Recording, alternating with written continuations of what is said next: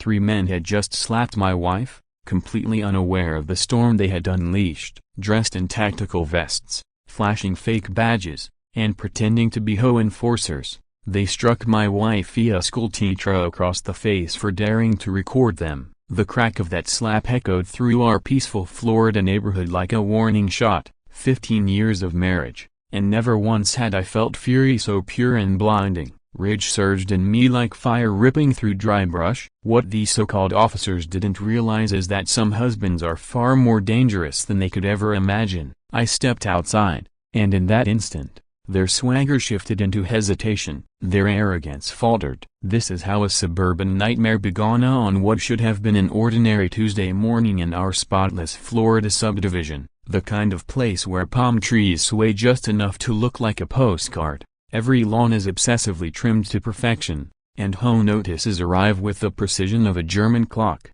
Julia, my wife, was kneeling by our tulip bed, her white cotton shirt smudged with garden dirt, when she noticed a bright yellow violation notice pinned to our fence like some suburban version of a scarlet letter. Even at 9 in the morning, the Florida sun blazed down, scattering palm-shaped shadows across our driveway as she read the bureaucratic nonsense aloud. Fence too high, 2 inches above regulation, unauthorized flag display, military memorabilia, compliance required within 72 hours, or enforcement action will follow. I stood at the kitchen window, coffee mug in hand, thinking about how I had survived 3 deployments in Afghanistan only to come home and deal with HOA tyrants obsessed with fence measurements and offended by American flags. The enemy fighters I'd faced overseas had more on, or at least they admitted they wanted to kill you, rather than hiding behind policy handbooks and violation slips.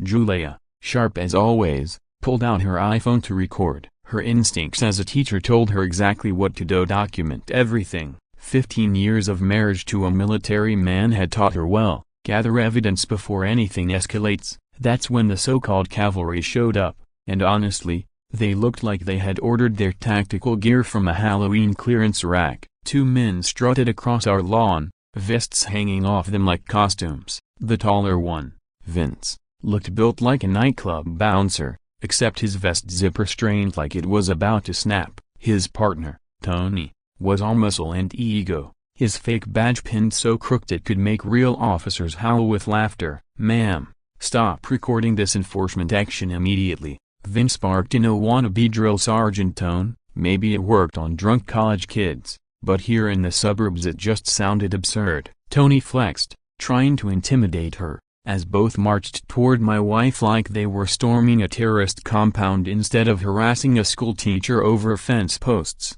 Their patches read compliance instead of police. That told me everything I needed to know about this cheap security theater. Julia kept recording, smart as ever, and these clowns handed her more material than a late-night comedy show. "Sir, you need to comply with HOA regulations or face escalated consequences," Vince continued, stepping far too close to my wife. That's when my training kicked in. Assess threats, mark exits, evaluate responses, protect the primary asset of my wife, the woman I love more than my own life. And then it happened. Tony raised his hand and slapped Julia across the face. The crack tore through our neighborhood like a gunshot. Her iPhone flew from her hand, hit the grass, the screen shattering but still recording. Because Apple makes durable gear, Julia staggered, hand pressed to her cheek. A bright red mark spread across her face. She didn't cry. My wife's tougher than nails, but her wide eyes showed the shock. Who expects to be assaulted by fake cops on a Tuesday morning over fence measurements? That's the moment something primitive inside me flipped. The same switch that kept me alive during combat tours now snapped on with ruthless clarity. The screen door slammed behind me like another gunshot. I walked out wearing nothing more than a faded Marine Corps t-shirt and jeans.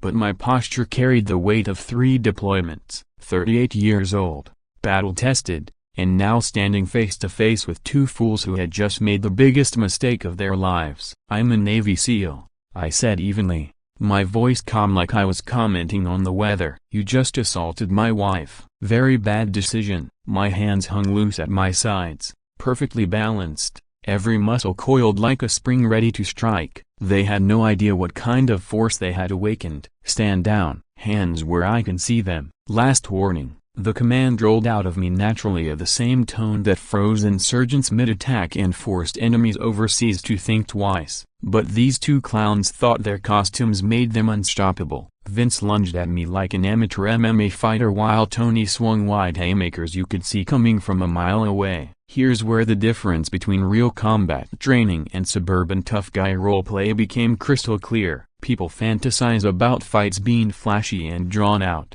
But the truth is real violence is swift, precise, and devastating when done correctly. Vince lunged at me in a clumsy attempt at a tackle, but I sidestepped, pivoting smoothly. His own momentum betrayed him, and he went sprawling into the steps. He hit hard, face first, leaving himself bloodied and groaning for help. Tony, meanwhile, kept swinging wild punches like he was auditioning for a low-budget action flick. His haymaker was so exaggerated it was practically in slow motion. I ducked under it and stepped aside, letting gravity finish the job. He stumbled backward and crashed into the sprinkler system. The result wasn't pretty. His jaw dislocated, and he began drooling uncontrollably, mumbling incoherently like a dazed toddler. Vince, still on the ground, clutched his face and whined, "You broke my nose." His voice cracked like a teenager's, which only made the scene more pathetic. To top it off, the zipper on his tactical vest finally gave way, bursting open to reveal a cheap t-shirt underneath that read "World's Greatest Dad." The irony was almost too much to handle. Tony was trying to bar commands, but with his jaw askew, it came out as slurred nonsensey, something like "under arrest" but sounding more like gibberish. Both men were reduced to crying. Pitiful figures sprawled across my lawn while the sprinklers arced over them, sunlight turning the spray into little rainbows. It was like some surreal commentary on suburban chaos. I pulled out my phone and dialed 911. Responsible adults call for help, even when the so-called victims are the aggressors. This is Chuck Morgan at 1523 Palmetto Drive. I told the dispatcher, "I need police and EMS for two men who assaulted my wife during an illegal entry." While I was on the line, something caught my eye in the grass of Vince's phone. It must have slipped from his pocket when he face-planted into the steps. The screen was lit with a text notification, "Boss lady, use force if needed." AJ the timestamp, just 2 minutes before these clowns showed up at our door. This wasn't random. Someone had ordered this assault with deliberate timing. Julia, despite the swelling on her cheek, was still recording everything. Her video captured not only the attack but also this critical evidence. That text message would become the smoking gun in what was about to be Jennifer Allen's worst nightmare. By now, the neighborhood was wide awake. Agnes across the street peeked from behind her lace curtains, phone in hand. Carl from next door stepped out of his garage, socket wrench still in his fist. Mrs. Rodriguez abandoned her garden hose, eyes fixed on the unfolding drama. Sirens echoed closer while the two compliance officers moaned dramatically on my lawn, performing pain and regret like bad actors in a community theater.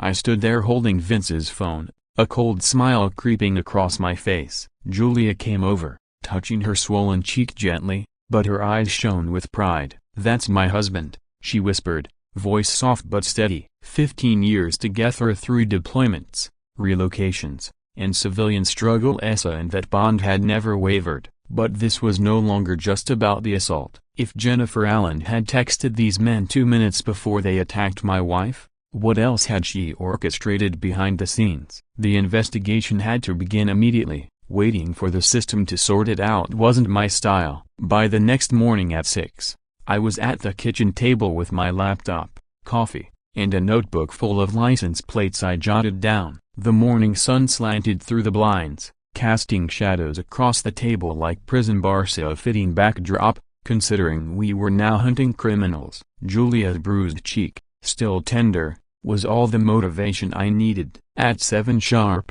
Ray Delgado knocked on the door. The man was every inch the retired Copa cargo shorts, Hawaiian shirt, and a handshake that told you he'd seen enough in his lifetime to size up trouble in a second. His eyes landed on Julia's injury, and his jaw tightened. "Jesus, Chuck, these idiots left more evidence than a botched bank job." Ray wasn't just our neighbor. He was a former officer with years of experience. and he knew HOA regulations better than most lawyers. Community Compliance Group has a long history of shady complaints, he explained. They're basically hired muscle pretending to be legitimate enforcement. That morning turned into a detective exercise. We dug into the license plates, which traced back to Community Compliance Group, a company with a website that looked like it hadn't been updated in years, filled with stock photos of men trying way too hard to look tough. Their Yelp reviews were comedy gold. Showed up drunk to noise complaint. Stole my sandwich during investigation. My personal favorite, asked to use bathroom. Clogged toilet. These were the professionals Jennifer Allen had hired to threaten us. Julia worked her magic next. She invited Agnes Portera, our lonely, gossip-prone neighbor who had long been one of Jennifer's unofficial spies, over for tea and cookies. Julia's teacher instincts gave her a gift, making people feel valued, comfortable, and heard. Agnes's home was like stepping back in time. Lace doilies everywhere, walls covered with cat pictures, and a large portrait of Jesus that seemed to follow your every move. She was starved for company, which made her an easy source of information. Jennifer always brags about her methods for dealing with problem neighbors, Agnes whispered, darting glances toward Jennifer's house as if she might be overheard. She keeps a notebook, calls it her control system. She tracks everyone's fines and violations in it. Then Agnes dropped the bombshell. Carl Mitchell owes her $2,500 in fines. She's already filed notice of Agnes's whispered revelation about Jennifer filing intent to lien paperwork against Carl's property explained the fear in his eyes. The poor man was terrified of losing his home. Not long after, Carl himself showed up at our door. I could read him instantly, a firm handshake, but sweaty palms despite the cool morning air. His work boots and oil-stained shirt tried to project blue-collar toughness, but the red rims around his eyes betrayed sleepless nights. "Chuck, I'm sorry about what happened yesterday," he muttered. "You did the right thing standing up for Julia." His words were solid, but something about the delivery rang hollow. When Ray casually brought up lien procedures, Carl visibly flinched. His eyes darted toward Jennifer's house before he stammered, "I'm sure it won't go that far." That hesitation told me everything. Ray's investigative instincts kicked in. "Jennifer's running this like a system," he said, spreading out documents. "She's funneling HOA dues into private enforcement, legal intimidation, and so-called compliance consulting. She's built herself a suburban police state." Sure enough, the spreadsheets and bank records painted a disturbing picture. Payments to sketchy companies rubber-stamped by Jennifer's obedient board. No one dared question her. The breakthrough came when Ray mentioned something almost in passing. "Got a friend request in our veteran group yesterday," he said. "Guy named Greg. Claims he knows Jennifer's methods and wants to connect with military families around here. Maybe it's nothing, a broken bar," he trailed off. But both of us knew better. In our experience, coincidences didn't exist. I opened my laptop and dug into public records, marriage licenses, divorces, property deeds. The digital trails people forget are permanent. The name surfaced. Jennifer Allen married Gregory Lamb in 1998, divorced in 2021. His current address, 1247 Pelican Bay Drive, one subdivision over, walking distance, close enough to monitor her. Agnes confirmed more during her second tea session with Julia. "I've overheard Jennifer on the phone with someone named Greg," she admitted. "Always angry calls, always about money. She mocks at those military types constantly. I thought it was just an old friend, but she sounds bitter whenever his name comes up, how like he's something she can't control." The puzzle pieces slid into place. Jennifer wasn't just a power-drunk co-president, she had baggage, and her ex-husband might be the one man who knew exactly where her skeletons were buried. Carl remained on edge about his home. Agnes seemed tired of being Jennifer's reluctant spy. And somewhere across town, Greg Lamb had been quietly watching everything with the patience of a man waiting for his moment. That afternoon, Ray's phone buzzed with a call from an unknown number. He answered, and the voice on the other end was gravelly, scarred by time and experience. "Ray Delgado, this is Greg Lamb. We need to discuss our mutual problem, Jennifer," he continued. "I've been tracking her for months, documenting every move. What happened to your neighbor's wife yesterday? That was the last straw. She has to be stopped." That night, I stood at the kitchen window staring at Carl's house. its lights burning late into the night. Julia came up behind me, resting her hands on my shoulders, her touch easing the tension. "What's on your mind?"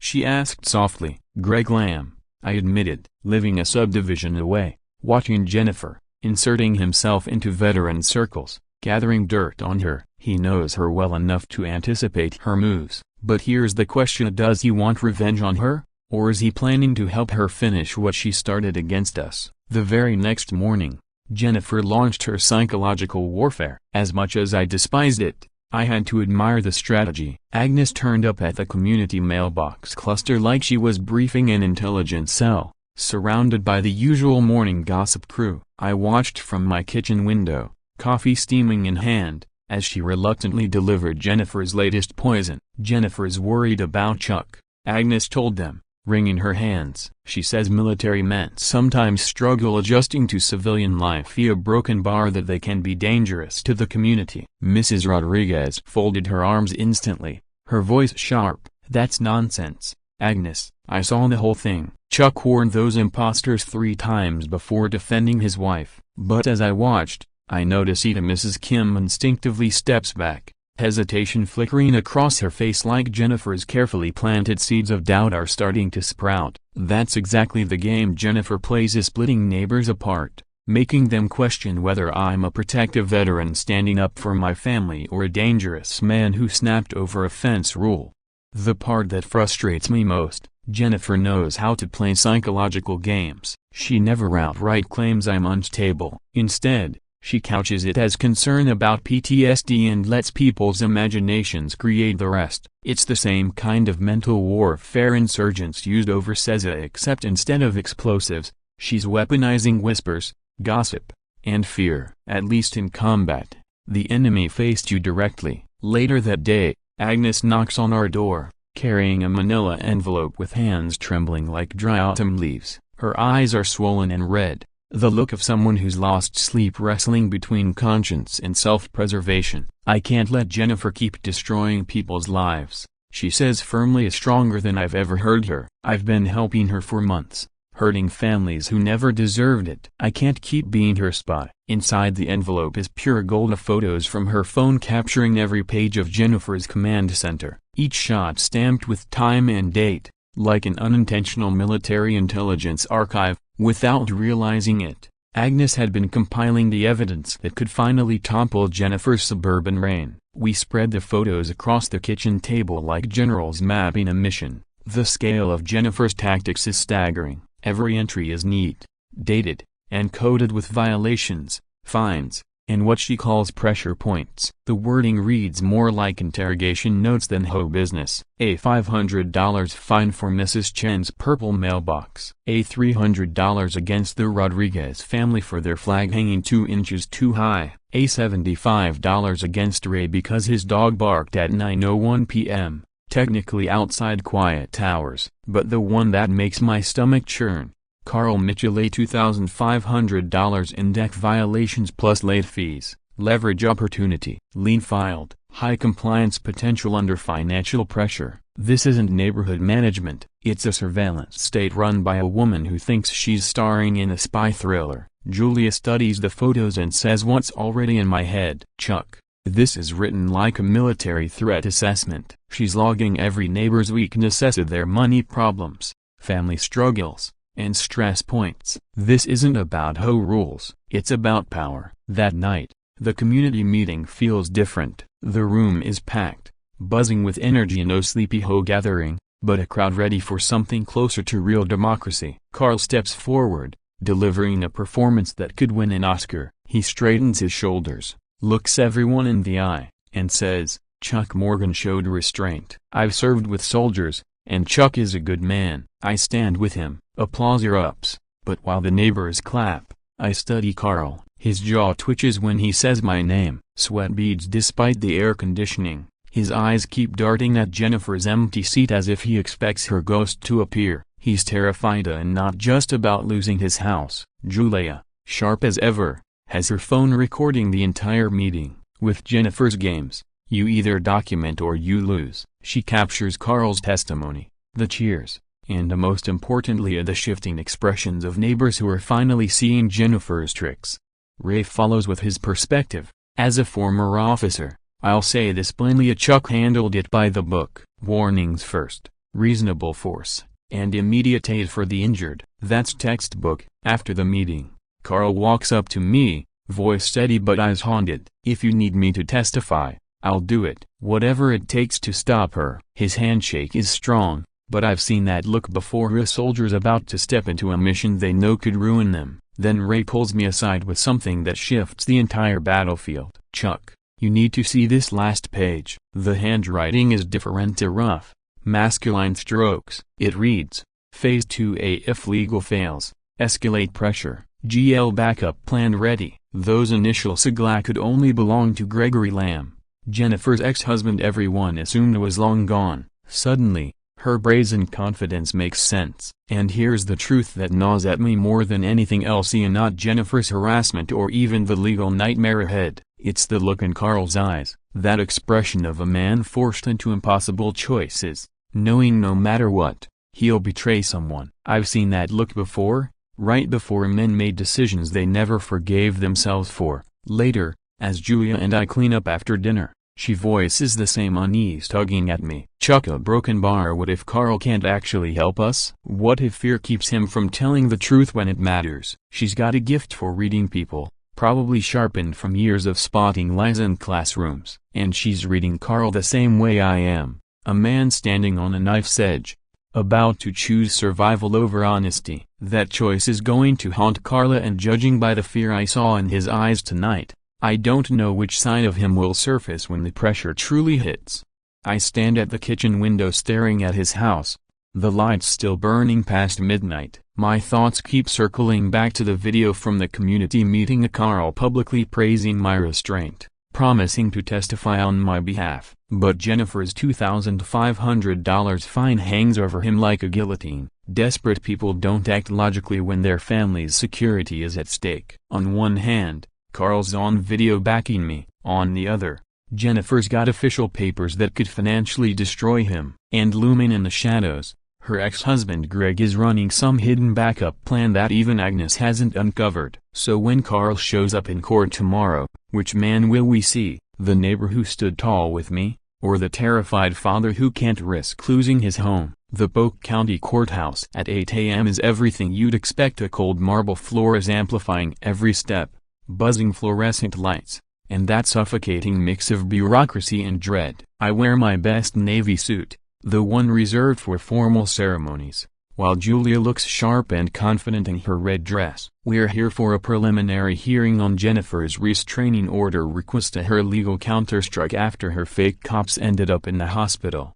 Claire, our attorney, has her files lined up with military precision, but her eyes betray concern. Then Carl walks through the courthouse doors, and my stomach drops. He doesn't sit with us. He doesn't even stay neutral. He crosses the room and takes a seat on Jennifer's side. The entire gallery notices. Our neighbors, who came to support me, start whispering and pointing. I lean toward Ray and mutter, "What the hell is this?" He just shakes his head. His cop instincts must have seen this betrayal coming. When Carl is sworn in, his hands tremble so violently the bailiff has to steady the Bible. He won't look at me, won't glance at Julia, just fixes his stare on the courtroom wall like he's trying to vanish inside it.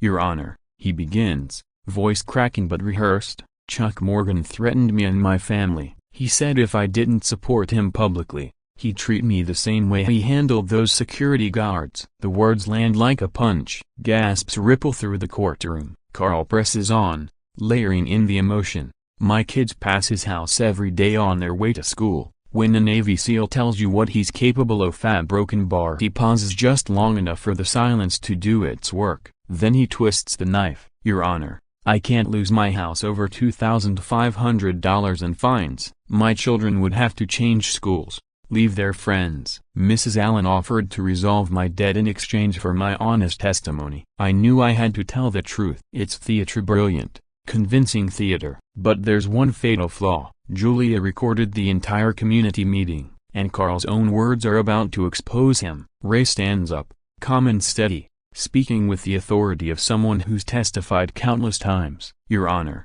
I'd like to submit a recording from our neighborhood meeting 3 days ago, timestamp 3:27. The courtroom speakers hum. Then Carl's voice fills the room crystal clear. Chuck Morgan showed remarkable restraint. I've served with soldiers, and Chuck is a good man. I fully support him. Carl's face drains of color. His shoulders cave in as if he could disappear into the witness chair. Sweat rolls down his forehead despite the icy air conditioning. Ray follows up with Agnes's photographs, enlarged to poster size of Carl's dead in black and white, alongside Jennifer's handwritten note. Leverage opportunity. Compliance expected. Judge Martinez leans forward, glasses slipping down her nose. Mr. Mitchell, this recording contradicts your sworn testimony. Were you lying at the community meeting, or are you lying to this court right now? The silence is suffocating. Carl breaks down. I'm sorry, he whispers, tears spilling. Mrs. Allen said she'd forgive my debt if I testified that Chuck threatened me. I couldn't lose my house, Your Honor. My kids would have lost their school, their friends, everything. The judge's expression hardens into disgust. This court takes perjury very seriously, Mr. Mitchell. However, given the coercion involved, I may consider leniency if you fully cooperate with the investigation. She then turns her attention to Jennifer, who's been frantically whispering with her overpriced lawyer. Mrs. Allen, what I see here points to intimidation and witness tampering well beyond any home matter. Carl collapses, head in his hands, sobbing openly. Chuck, Julia, I'm sorry. I never wanted to hurt you. I just couldn't lose my family's home. His voice breaks off, but no one needs more explanation. The impossible choice Jennifer forced on him is written all over the room. I lean forward. Carl, I understand fear, but lies don't protect your family. They only make things worse. It's not forgiveness, at least not yet, but it's recognition that Jennifer is the true villain here, not the desperate father she used as a pawn. Judge Martinez orders a full investigation into witness tampering and leaves the restraining order in place for now. The fight is far from over. As we exit the courtroom, I spot Carl leaving through another door, shoulders sagging under the weight of his choices. Then I see Jennifer intercept him in the parking lot. She lays a hand on his shoulder and leans in to whisper something. Whatever she says drains the color from his face even more than Cord did. His posture collapses further, as if she's pressing down with invisible chains. Ray notices too, nudging me. She's not done with him. She's got something worse than money keeping him in line. And he's right. Carl admitted to perjury, lost his credibility, and burned his bridges with half the neighborhood. Yet Jennifer still whispers something that leaves him looking more terrified than when he walked onto that witness stand. Her expression carried the weight of someone who had made a life-altering choice. Agnes's eyes were red from hours of tears, but her shoulders were squared in a way I'd never seen before. Chuck, Julia broken bar. I'm completely done being Jennifer's spy, she said, her voice steadier than ever. Here's everything I've been documenting for months. Inside the manila envelope was a complete blueprint of Jennifer's operation of photographs, receipts, metadata, even bank deposit slips showing HOA funds being funneled into suspicious accounts. We spread her intelligence across the kitchen table like field commanders dissecting a battle map. The corruption was staggering. Jennifer hadn't just abused power, she'd weaponized it, using HOA dues to bankroll private enforcers, intimidation firms, and what she brazenly labeled compliance consulting. Ray let out a low whistle as he scanned the financial trail. Chuck, she's built herself a miniature police state right here in suburbia. She's got leverage on half the neighborhood and the bankroll to make anyone's life miserable. That's when my phone buzzed. Unknown number. The message froze me in place. Your wife works at that school, right? Public places can be so unpredictable. A friend. My blood turned to ice. I showed Julia. Her teacher's instincts flared instantly. Her face went pale, then burned with fury. Chuck, my students, my colleagues, she whispered, already fumbling for her phone to call the principal. Warn security, anything to protect those kids. But this wasn't just another HOA feud. This was a threat that crossed the line into terrorism. I'd faced insurgents overseas who used the same tactical, weaponizing fear, targeting civilians to break morale. Julia snapped screenshots, documenting the threat like she'd learned to do with every escalation of Jennifer's campaign. We're not fighting for just ourselves anymore, she said grimly. Now she's threatening children, Retook one look at the message, and his ex-cop instincts snapped into gear. "This isn't random harassment," he said flatly. "This is surveillance. Somebody's been watching Julia, her schedule, her patterns, her routines. This is targeted intelligence." He started making calls,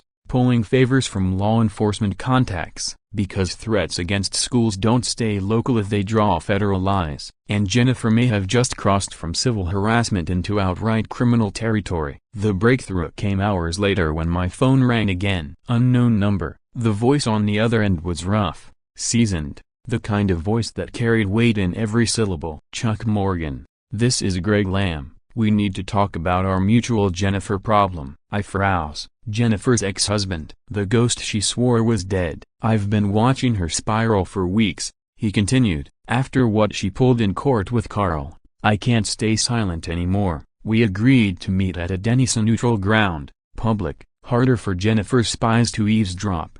Greg pulled up in a gray pickup. His every movement screamed veteran. A weathered face, Marine Corps tattoo faded on his arm, a limp that spoke of old wounds. His handshake was brief, measured. "You've got good instincts coming here," he said, sliding a thick manila folder across the greasy table. "Jennifer told everyone I died in a training accident." Easier than admitting she ran another military man into the ground. Inside the folder was 15 years of evidence: bank records, phone logs, emails, every breadcrumb of Jennifer's long war for control.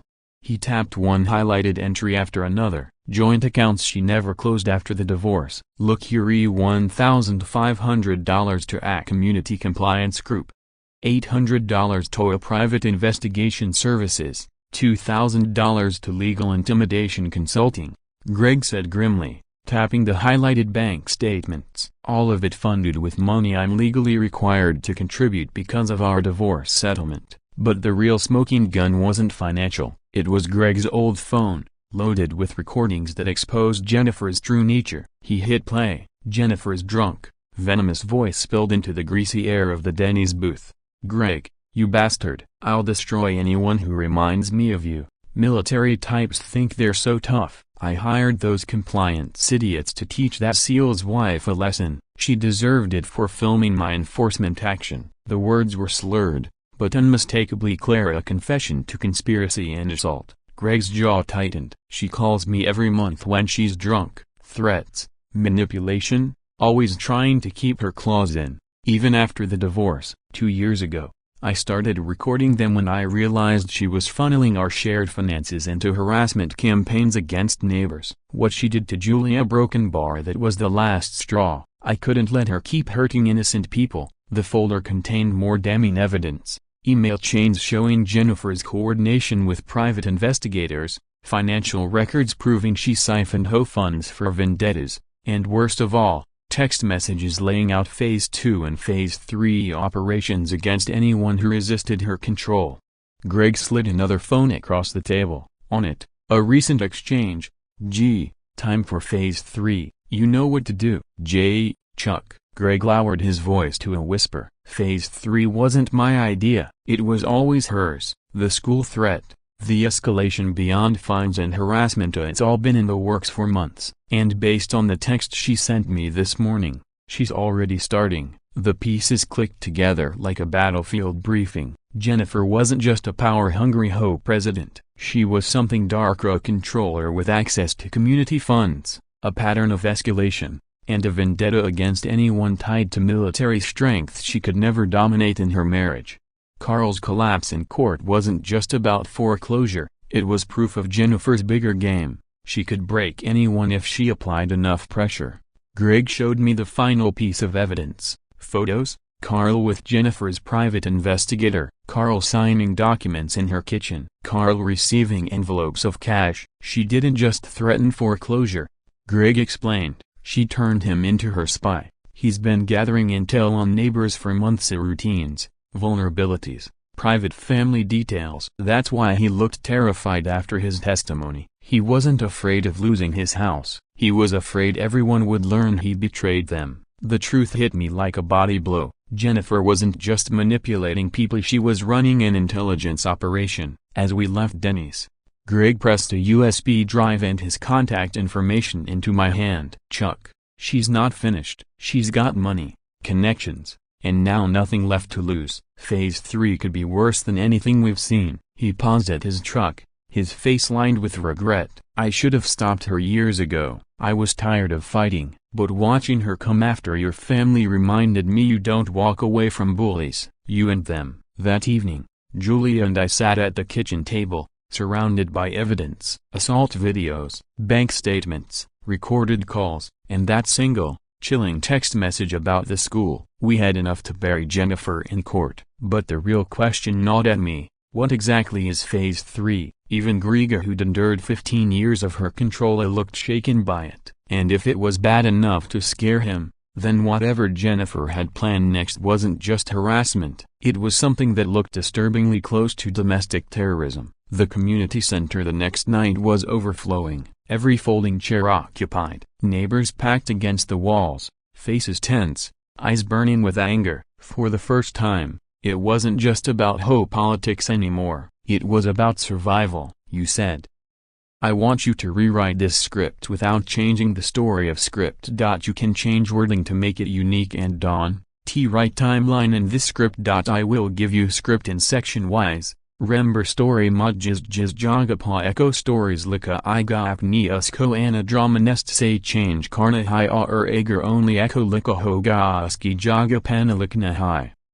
ChatGPT said, "Got it, Teo. Please share the first section of your script, and I'll rewrite it exactly as you requested, keeping the story intact, changing the wording to make it unique, and replacing echo stories ana drama nest and echo ana wherever they appear." You said, 3 men just slapped my wife and they have no idea who they're dealing with. Tactical vests, fake badges, claiming 007 HOA enforcement authority while slapping my school teacher wife across the face. 012 for recording them. The sound echoed through our quiet Florida neighborhood like a warning shot.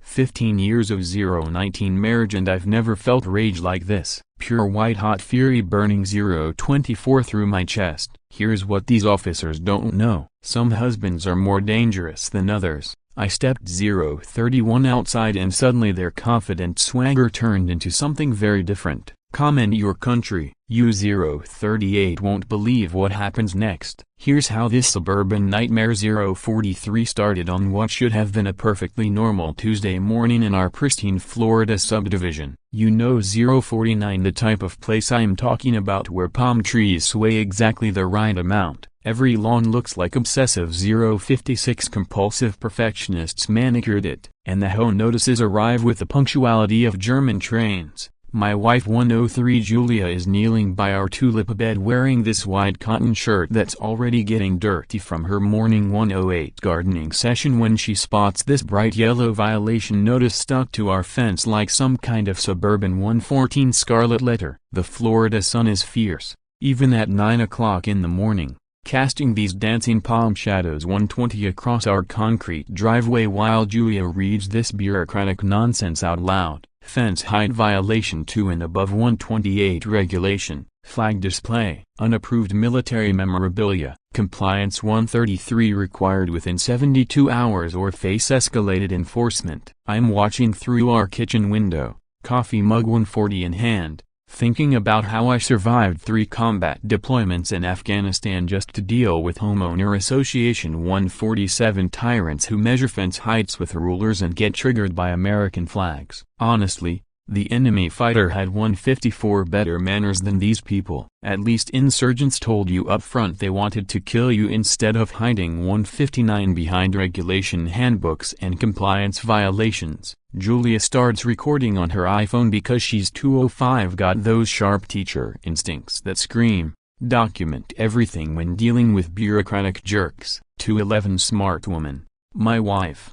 15 years of marriage to a military man teaches you 217 to gather evidence before the shooting starts. That's when the amateur hour cavalry arrives. And I swear these guys 223 look like they order their tactical gear from the clearance section of a Halloween costume website. 2 men 229s try to cross our lawn wearing vests that scream. I shop at army surplus stores but have never seen actual 235 combat. The tall one, let's call him Vince, has this bouncer build, but his tactical vest zipper is straining like 242. It's about to explode from the pressure. His partner, Tony, is all muscle and attitude, wearing a badge that's crooked 248 enough to make actual law enforcement officers cry with laughter. "Ma'am, stop recording enforcement action 254 immediately," Vince shouts in this wannabe drill sergeant voice that probably works great on drunk college 3 o'clock kids, but sounds ridiculous echoing across suburban lawns. Tony flexes his 305 muscles for intimidation effect, while both of them swagger toward my wife like they're raiding a terrorist compound. 311 instead of hassling a school teacher about fence regulations. Their patches say compliance,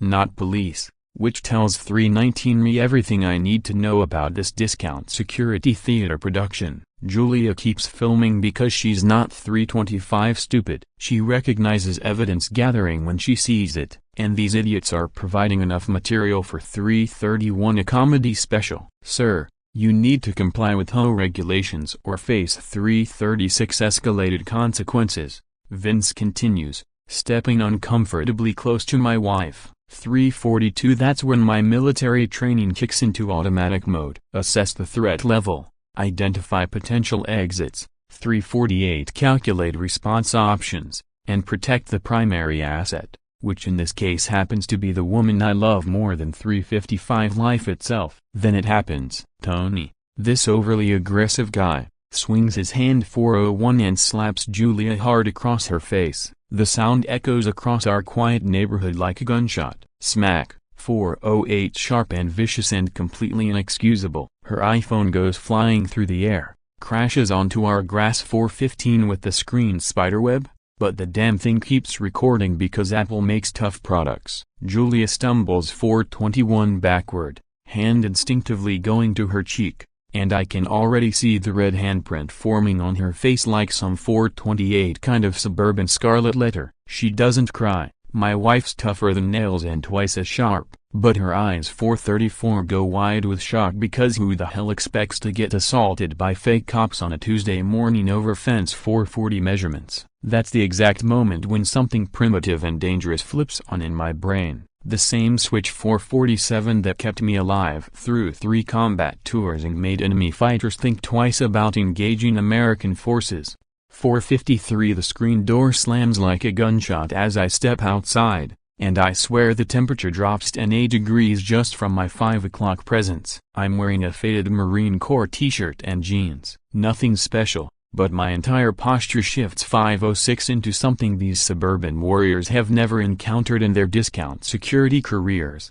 38 years on this 513 planet, 3 combat deployments where I trained in combat operations. And now I'm dealing with dollar store security 519 guards who just committed assault on my wife in my own front yard. I'm a Navy SEAL, I say, voice level and calm like 526. I'm discussing the weather. You just assaulted my wife. Bad decision. My hands hang loose at my sides. Weight 533 perfectly balanced, every muscle coiled like a compressed spring, ready to explode into violence. These tactical 540 costume idiots have absolutely no idea what they just awakened, but they're about to get a very educational 546 demonstration in the difference between real military training and plain dress-up security guard. Stand down. 553 hands where I can see them. Last warning. The command voice comes out 558 automatically. The same tone that stopped insurgents dead in their tracks overseas and made enemy combatants 604 reconsider their life choices. But these morons think their tactical vests make them invincible. So Vince charges at me 611 like some amateur mixed martial arts wannabe while Tony starts swinging haymakers that telegraph from the next 616 zip code. Here's the fundamental difference between actual combat training and suburban tough guy. 622 ChatGPT said,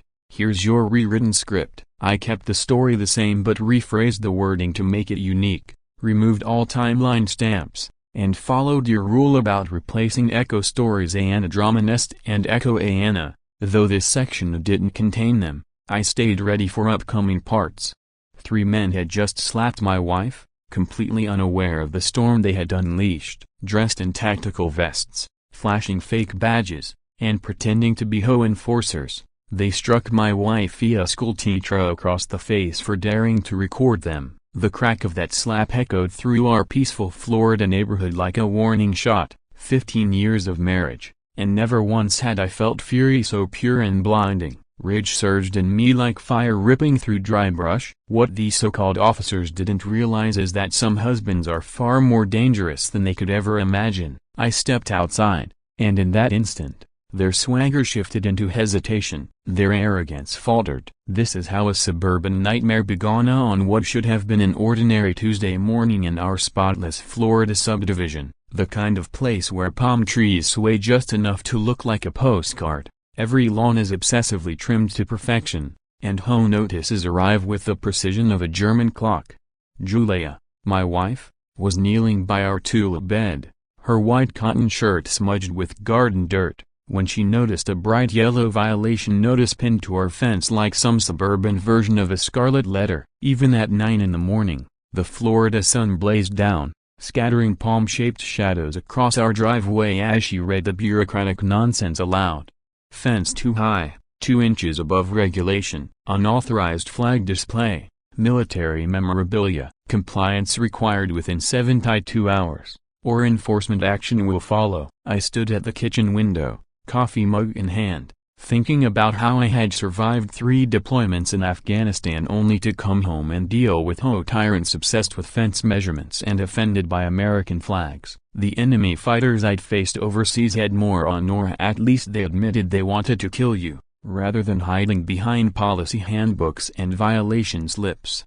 Julia, sharp as always, pulled out her iPhone to record. Her instincts as a teacher told her exactly what to do. Document everything. 15 years of marriage to a military man had taught her well. Gather evidence before anything escalates. That's when the so-called cavalry showed up, and honestly, they looked like they had ordered their tactical gear from a Halloween clearance rack. 2 men strutted across our lawn, vests hanging off them like costumes. The taller one, Vince, looked built like a nightclub bouncer, except his vest zipper strained like it was about to snap. His partner, Tony, was all muscle and ego, his fake badge pinned so crooked it could make real officers howl with laughter. "Ma'am, stop recording this enforcement action immediately," Vince barked in a wannabe drill sergeant tone. Maybe it worked on drunk college kids, but here in the suburbs it just sounded absurd. Tony flexed, trying to intimidate her, as both marched toward my wife like they were storming a terrorist compound instead of harassing a schoolteacher over fence posts.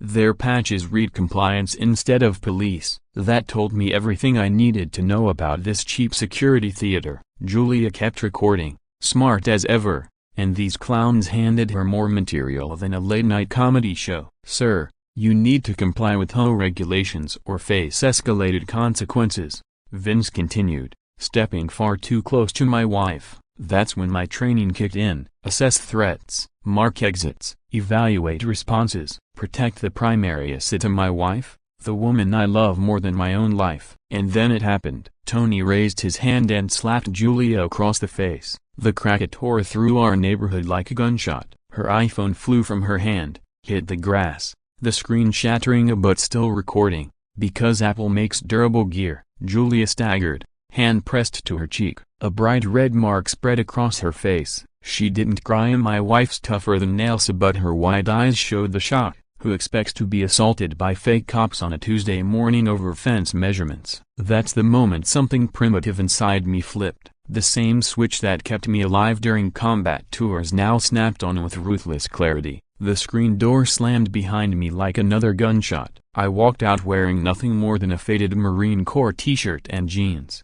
But my posture carried the weight of 3 deployments. 38 years old, battle-tested, and now standing face to face with 2 fools who had just made the biggest mistake of their lives. "I'm a Navy SEAL," I said evenly, my voice calm like I was commenting on the weather. "You just assaulted my wife." "Very bad decision." My hands hung loose at my sides, perfectly balanced, every muscle coiled like a spring ready to strike. They had no idea what kind of force they had awakened. "Stand down, hands where I can see them." Last warning. The command rolled out of me naturally at the same tone that froze insurgents mid-attack and forced enemies overseas to think twice. But these two clowns thought their costumes made them unstoppable. Vince lunged at me like an amateur MMA fighter while Tony swung wide haymakers you could see coming from a mile away. Here's where the difference between real combat training and suburban tough guy roleplay became crystal clear. Would you like me to continue rewriting the next section right away? Or do you prefer to send me the script in parts one by one? You said, rewrite next section. Remember story mod jiz jagapa echo story lika iga apneas koana drama nest say change karna high fantasies. Real violence is quick, efficient, and effective when 627 properly executed. I pivot left to avoid Vince's clumsy bull rush, and this genius trips over his own feet in his 634 eagerness to tackle a trained killer. He tripped and hit the steps hard, leaving him bloodied and calling for help. 640 Tony's still swinging like he's auditioning for some bar fight movie. So, I duck his telegraphed right hook and 646 simply step aside like a matador, avoiding a particularly stupid bull. Gravity handles the rest of the work. He 653 fell backward into the sprinkler system and couldn't speak clearly afterward. I can't close my mouth. He wails through a 7 o'clock stream of drool that makes him look like a confused toddler. Meanwhile, Vince is rolling around on our lawn like he's 706 been shot, holding his face and requesting emergency services. You broke my nose in a voice that cracks like he's 713 going through puberty all over again. The best part, his tactical vest finally gives up the ghost zipper bursting open 720 to reveal a t-shirt underneath that says World's Greatest Dad. Which is absolutely hilarious considering his 726 current career choices and life decisions. Tony's trying to communicate through his dislocated jaw, but every 733 word comes out as gibberish or under arrest instead of you're under arrest. 739 Both these tough guys are crying now, clearly shaken and needing medical attention. That's still shooting across 744 the yard in perfectly timed intervals, creating little rainbows in the morning sunlight. Like some kind of ironic 751 commentary on suburban violence. I immediately pull out my phone and call 911, requesting both police and 758 emergency medical services because that's what responsible adults do, even when dealing with idiots who assault 803 their families on their own property. This is Chuck Morgan at 1523 Palmetto 809 Drive. I need law enforcement and EMS for two injured individuals who just 814 assaulted my wife during an illegal home invasion. While I'm coordinating with emergency services, I noticed something 820 very interesting lying in our grass. Vince's phone flew out of his pocket during his graceful introduction to our 826 front steps, and the screen is still glowing with a text message notification. Boss lady, use force if 833 needed. The timestamp shows this message arrived exactly 2 minutes before 8:38. These clowns showed up at our door, which means someone ordered this assault with the precision of a military 843 operation. Julia, God bless her strategic thinking, is still recording everything despite her swollen cheek. 8:50 and she catches this critical evidence on video. That text message is going to be very important in the legal 856 proceedings that are about to make Jennifer Allen's life extremely complicated. The neighborhood is coming 902 alive now. Agnes from across the street is filming through her lace curtains. Carl from next door has emerged from his 908 garage, still holding a socket trench. And Mrs. Rodriguez has stopped watering her garden to watch this suburban drama 915 unfold. As sirens wail in the distance and these two compliance officers 920 continue their Academy Award-worthy performances of pain and regret, I'm standing there holding Vince's phone, 926 looking at that text message and feeling a cold smile spread across my face. Julia approaches, gently touching her 933 red cheek. But her eyes are bright with something that looks suspiciously like pride. That's my husband, she says 939 softly. And despite everything, I feel that familiar surge of love and protectiveness that's kept us strong 945 through 15 years of military life and civilian challenges. But if Jennifer Allen ordered this assault through a 952 text message sent exactly 2 minutes before her hired thugs attacked my wife on our own property, What else has she 958 been planning that we haven't discovered yet? The investigation starts immediately because I'm not the kind of 10:03 guy who sits around waiting for the system to work. I'm at my kitchen table at 06:00 the next morning with my laptop, 10:11 coffee, and a notepad full of license plate numbers. Julia's bruised cheek is a constant reminder of why we're doing 1017 this. And let me tell you, seeing your wife hurt puts a different kind of fuel in your tank. The morning sunlight 1023 streams through our window blinds,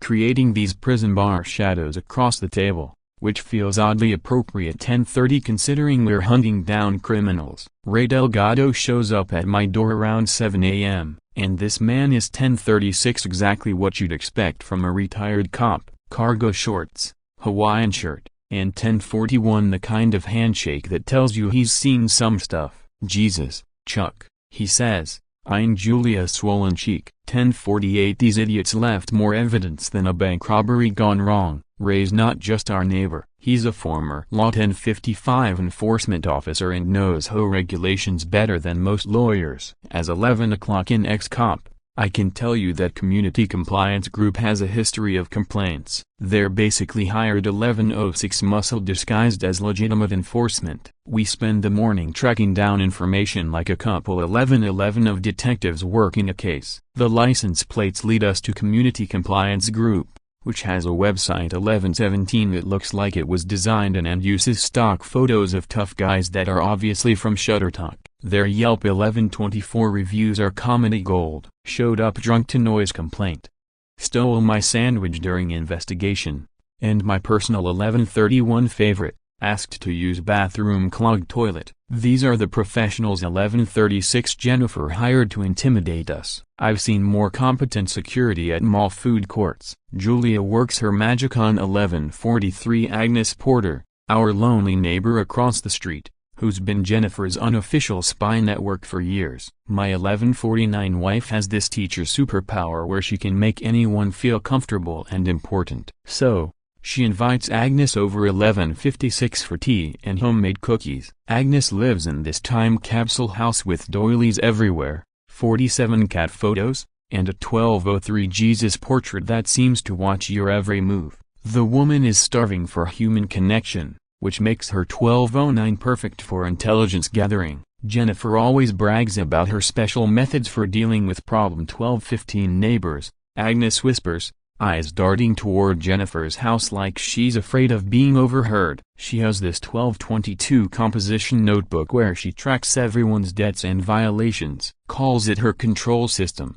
Jennifer told me 1229 that Carl Mitchell owes $2,500 in fines and she's already filed a notice of 1234. ChatGPT said, "Here's your rewritten next section." I've kept the story fully intact, rephrased the wording for uniqueness, removed the timestamps, and stayed mindful of your instruction, replacing Echo Stories Anna Drama Nest and Echo Anna if they appear they don't in this part, but I've prepared for later sections.